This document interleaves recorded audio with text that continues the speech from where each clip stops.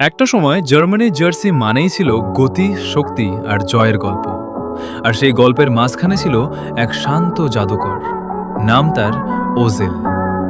মাঠে তিনি কখনো বেশি চিৎকার করেননি, কিন্তু তার পাসগুলো যেন নিজেই কথা বলতো।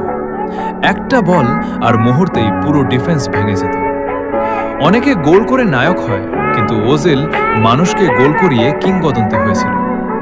2010 বিশ্বকাপে পুরো পৃথিবী প্রথম বুঝেছিল এই ছেলেটার চোখ অন্য সবার চেয়ে কয়েক সেকেন্ড এগিয়ে। তারপর এলো 2014, ব্রাজিলের মাটিতে জার্মানির বিশ্বকাপ জয়। আর সেই যাত্রার নীরব কারিগরদের একজন ছিল মেসুত ওজিল। তার খেলা ছিল কবিতার মতো, না ছিল অহংকার, না অতিরিক্ত নাটক, শুধু নিখুঁত টাচ, শান্ত মাথা আর অসম্ভব সুন্দর ভিশন। মেসুত ওজিল ছিল ফুটবল আইকিউ এর এক মাস্টারপিস।